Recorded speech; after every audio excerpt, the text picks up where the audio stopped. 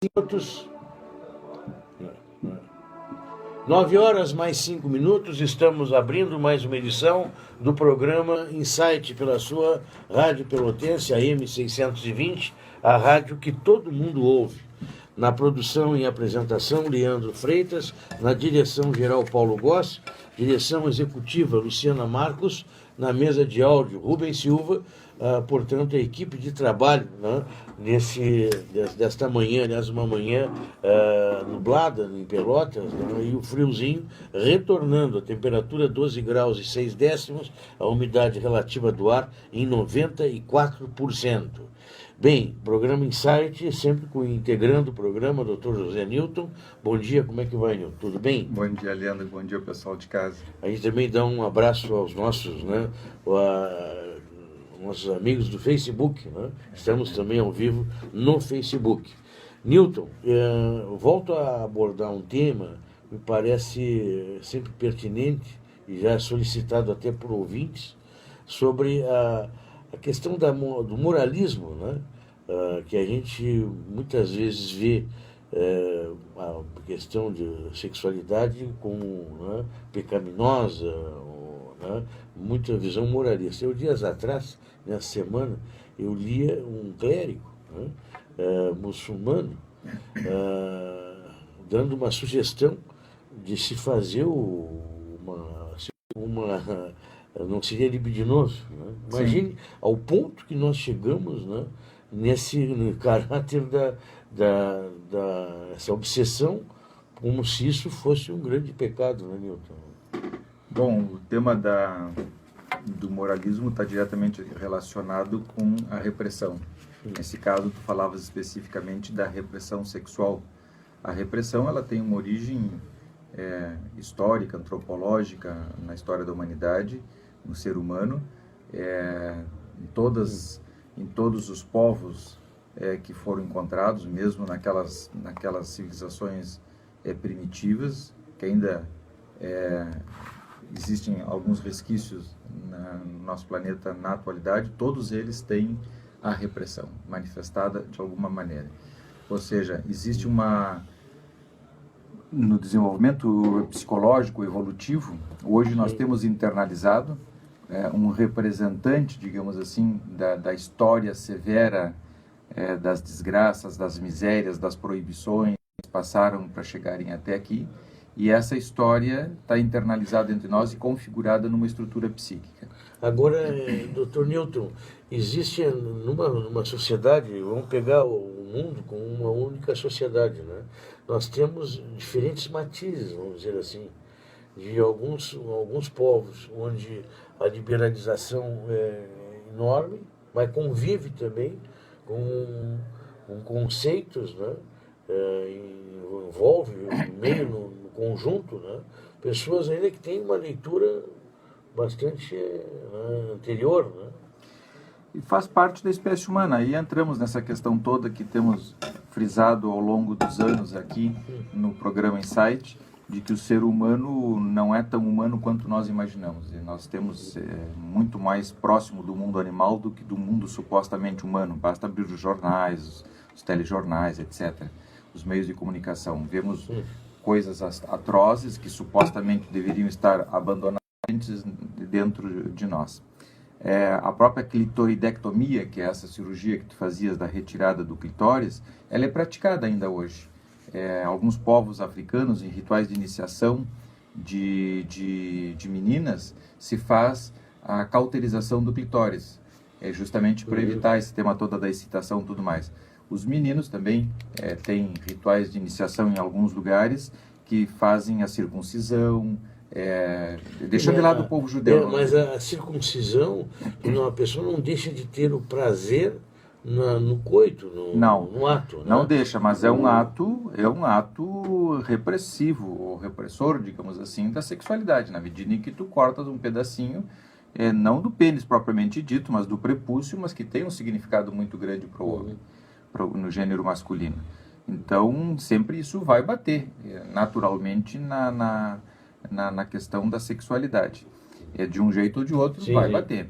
Embora esteja incorporado na cultura de alguns povos, como é o caso dos judeus. No caso da mulher, numa cirurgia desejo, eu acho que ela não deixa de ter, né?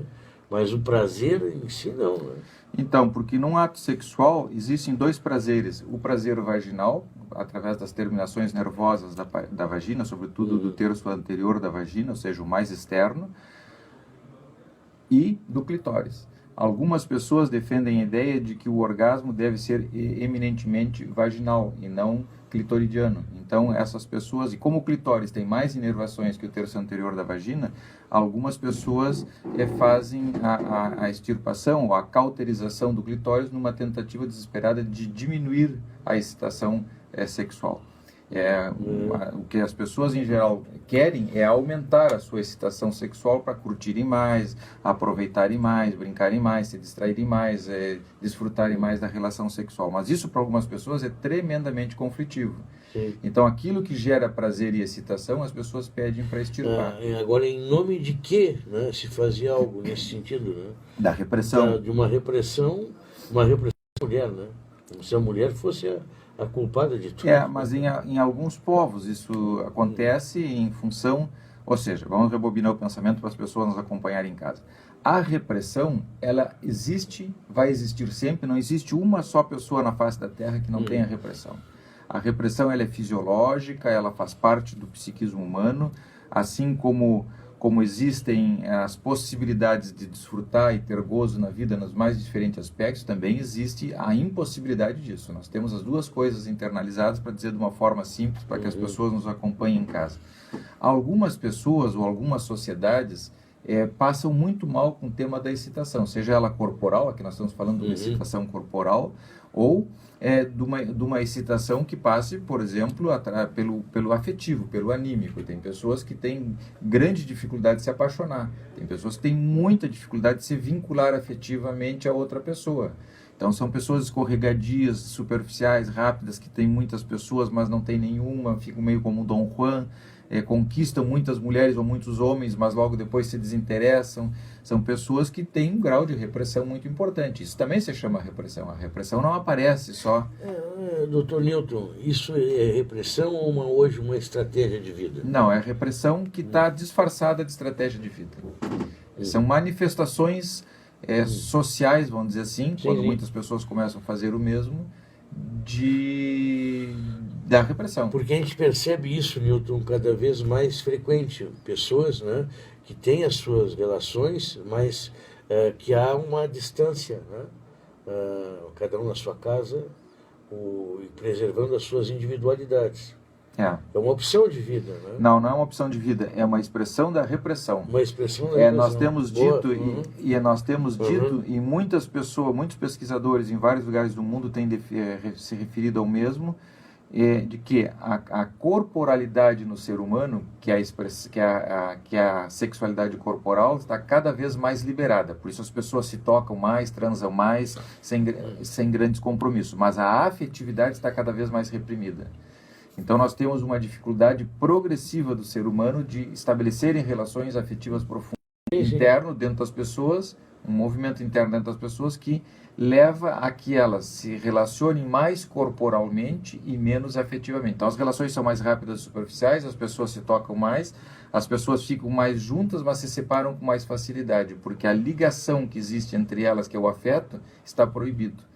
Só existe num nível superficial suficiente para que as pessoas se conectem, se vejam na festa, se vejam na rua, se atraem, mas logo depois passa. É interessante isso aí, Newton, porque acho que muitas pessoas, e eu acho que eu me enquadro em parte nesse perfil, você racionaliza. Sim. Né?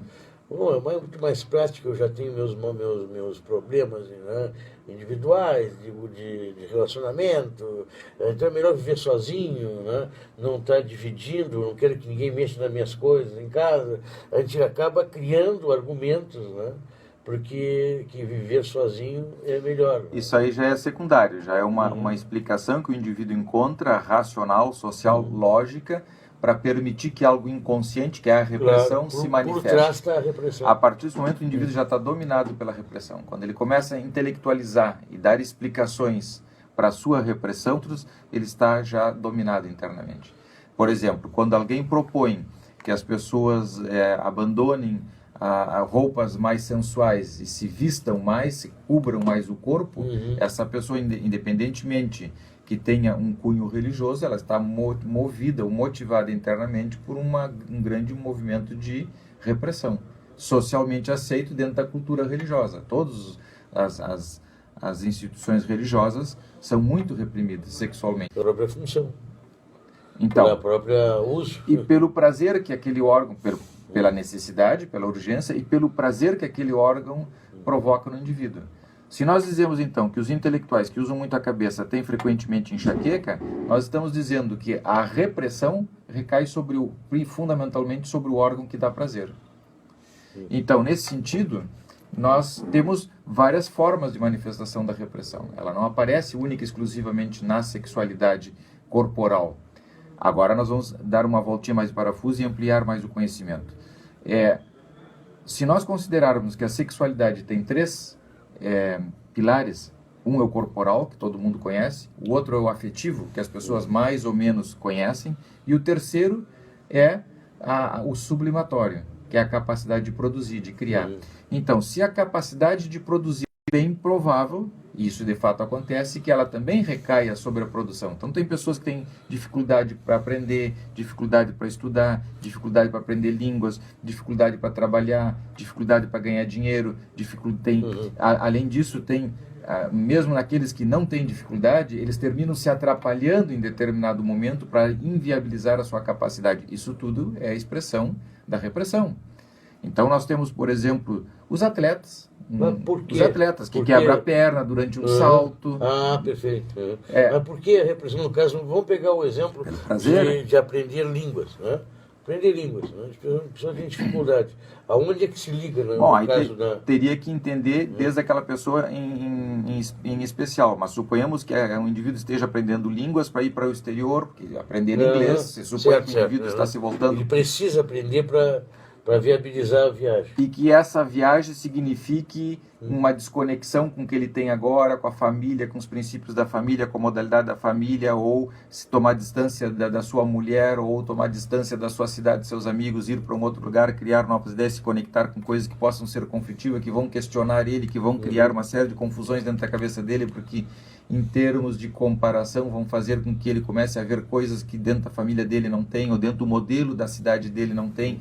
Ou seja, a língua seria uma abertura de vida, uma porta no mundo que se abre para que ele tenha contato com outras pessoas, outras coisas, outras ideias, questionadoras e tudo mais. E, de repente, aquilo é insuportável para o indivíduo e ele passa a ter dificuldade, em vez de dizer, eu tenho dificuldade, reconhecer que ele tem dificuldade de fazer rupturas e se ligar com outras situações mais interessantes na vida, como construções, aparece uma dificuldade de aprender a língua. Então, a ferramenta que levaria ele a essa ruptura se para corta. inviabilizar essa ruptura. Assim é. Então, o psiquismo ele é muito ardiloso, ele não é assim simples como as pessoas podem imaginar. Agora, é interessante isso aí, Newton. Quer dizer, toda vez que tu vai tentar fazer uma mudança de vida, né, tu tem que te cuidar em ver o que está te atrapalhando, muitas vezes é tu mesmo, né? Tu cria tuas próprias barreiras. Olha, então... fora os acasos, um indivíduo está numa determinada cidade, explode uma bomba, explode uma guerra, um tremor de nuclear, ou um avião cai porque o piloto está transando com a aeromoça e abandona a cabine, como já aconteceu mais de uma vez, ou o indivíduo se suicida e usa o avião para se suicidar criativamente e mata 300 pessoas e tu dá o azar de tu estares ali dentro, ou tu vais passando por cima de uma área de conflito, como foi na Ucrânia, e um louco solta um míssil num avião civil para causar transtorno diplomático e não se importa com as pessoas que estão ali dentro. Temos que deixar uma margem para o acaso. Fora o acaso, que é isso e muito mais, nós temos a convicção de que o que provoca o nosso mal-estar somos nós mesmos. São aspectos da nossa cabeça que agem contra de nós. Apesar de que as pessoas dizem, como é que eu posso ser infeliz se tudo que eu quero é ser feliz? Bom, mas como é que pode tu então tirar uma bolada de 20 ou 30 milhões de reais numa loteria e fazer um infarto fulminante e cair morto quando te dão uma notícia? Da onde sai então a ideia de que uma boa notícia pode matar alguém? Se tudo que a pessoa queria era 30 milhões de reais de graça do dia para a noite. Ou o time do coração faz um gol frente da televisão. Mas como pode morrer na frente da televisão se o seu time do coração fez um gol? Alegria. Então, não é bem assim. O psiquismo humano não é bem como as pessoas imaginam. É muito mais complexo. Mas como se prevenir nesse sentido, né? De se tentar se entender de que você não está fazendo algo né? Para inibir alguma coisa que no fundo você não quer. Bom, isso vai depender da saúde mental do indivíduo, mas a saúde mental do indivíduo não depende do que ele pensa exclusivamente. Pensa de uma infinidade de coisas que se processam. É um mito que tem na sociedade de que as pessoas muito inteligentes, ou que estudam demais, enlouquecem. Não. As pessoas muitas vezes, por serem loucas, e eu estou usando aqui louco como um metáfora, um sinônimo, digamos assim, de psicoses mascaradas que não são diagnosticadas no seio da família. Pessoas psicóticas ou com tendências à psicose, que já são estranhas, pessoas que já têm condutas em alguns aspectos meio estranhos, bizarros, em algum comportamento, alguns comentários, a forma de ser vestido, se conduzir na vida, etc., que às vezes já vão se desagregando, desestruturando durante o estudo. Então já estudam em demasia porque já estão fora da casinha. Então não é que o estudo levou o indivíduo à loucura, o indivíduo já era louco e o estudo simplesmente conteve ou manteve ele ali focado em alguma coisa que levou a um ato a uma desagregação. Mas o estudo, o trabalho não tem capacidade de fazerem as pessoas enlouquecer. As pessoas usam ou se valem do estudo e do trabalho para expressar a sua loucura. Pois bem, nós vamos fazer um intervalo comercial, voltamos na sequência, Nilton. Eu acho que esse tema ele é inesgotável, né? Que eu acho que faz parte de nós. Nós nos iludimos, né? Com muita frequência com os nossos próprios argumentos. É interessante isso. E a própria repressão que faz parte da gente, parece, nos ajuda a criar rádio. A gente sequencia aqui com o Facebook, mas resgatamos também, em rápidas palavras, alguns assuntos aqui abordados, tá bem? Vamos às mensagens gravadas. Feito isso, quem está conosco no Facebook ainda continua, né, o nosso bate-papo, né, Nilton? Nós estamos com um probleminha no Facebook, que é 60% do nosso programa não foi gravado, porque, embora a antena esteja com bom sinal, a característica da internet é muito baixa, então está cortando a imagem em todo momento. Então, quem está em casa perdeu muito do nosso programa para quem acompanha pela imagem. Nesses dias, eu li ontem até a nossa internet comparada à internet no mundo, nós estamos assim em baixíssimo lugar, né? Nós pagamos caro pela internet, né? E a qualidade da nossa internet ele é muito fraca, comparado com outros países, né? Está no jornal, eu acho interessante que você paga caro, né? Pela internet. Bom, mas existe uma lei que o governo federal, o nosso Congresso permitiu, existe essa lei feita pelo nosso Congresso, que toda empresa de internet só tem a obrigação de oferecer 20% do que é contratado. Então, 20% do que é contratado, se tu tens um contrato de 1 giga, tu tens 200 megas. 200 megas tu não baixa um filme, tu não consegue ver um vídeo. Então, se as pessoas colocarem um medidor de velocidade no seu celular ou no seu computador, vai ficar chocado com o que paga e com o que recebe. Agora, mas é lei, é lei.